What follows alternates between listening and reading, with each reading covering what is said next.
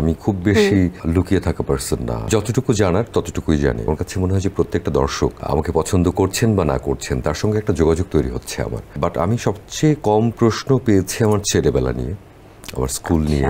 আমার ছেলেবেলাটা অনেক দুরন্ত ছিল, একদম লেটেস্ট কম্পিউটার যেটা বের হচ্ছে আমরা সেটার সঙ্গে যেরকম সম্পৃক্ত। সারা বিকেল হয়তো শীতের সময় ঘুরতে উড়াচ্ছি, সারা বছর ক্রিকেট খেলছি যেখানে খেলা যায় না। অনেক হ্যাপেনিং ছিল, একটা অন্যরকম সামাজিক বন্ডিং ছিল, মানুষের প্রতি মানুষের সহানুভূতি বেশি ছিল, সেটা এখন আর নেই। কিউরিয়াস টু মানে হচ্ছে আপনার সম্পর্কে দর্শকরা কি কি জানতে চায়।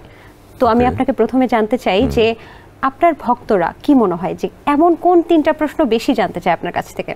আমার সম্পর্কে আমার কেন জানি মনে হয় যে আমার সম্পর্কে সবাই মোটামুটি জানে। মানে আমি খুব বেশি লুকিয়ে থাকা পারসন না, আবার যতটুকু জানার ততটুকুই জানি, মানে খুব বেশি কিছু আবার জানে না।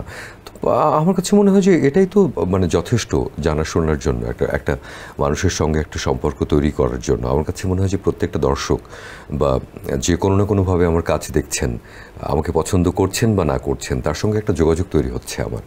তো সেই যোগাযোগে তো আমি জানি না, মানে can you give me hint যে কি ধরনের প্রশ্ন হতে পারে? কি মনে হয়, এটা একদম আপনার কাছে ছেড়ে দিলাম, যে তিনটা প্রশ্ন যে আপনার সম্পর্কে জানতে চাই। আই ডোন্ট নো, বাট আমি সবচেয়ে কম প্রশ্ন পেয়েছি আমার ছেলেবেলা নিয়ে, আমার স্কুল নিয়ে। এই তো, তাছাড়া তো মোটামুটি সবকিছুই সবাই জানে, মানে কাজ বা কখন কিভাবে কি করেছে। ছেলেবেলা নিয়ে শুনি।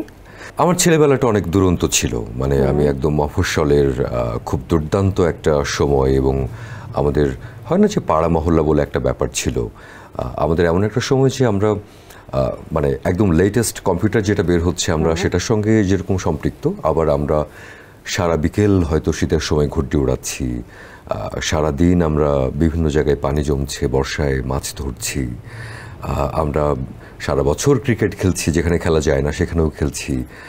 তো অনেক হ্যাপেনিং ছিল আমার ছোটবেলাটা, এবং আমার স্কুল অনেক হ্যাপেনিং ছিল। আপনার ছোটবেলা নিয়ে একটা তথ্য আছে যে আপনার 10 জুলাই 1986 সালে আপনার জন্ম, এবং ঝিনাইদহতে আপনার হচ্ছে, আপনি ঝিনাইদহের ছেলে। তো ওই সময়টা ঝিনাইদহর কি মিস করেন এখনো?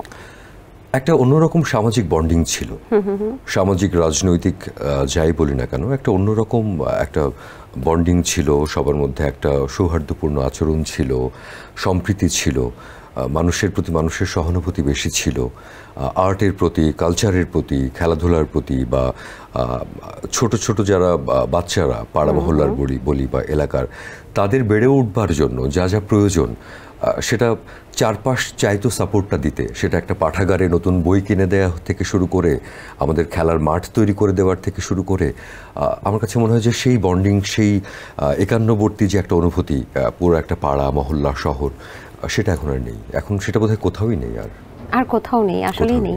এসএমসির emergency contraceptive pill Norix one অরক্ষিত মিলনের 72 ঘন্টার মধ্যে এর একটি মাত্র পিল আপনাকে করবে টেনশন ফ্রি। এসএমসির নরিক্স ওয়ান, এক পিলের সমাধান।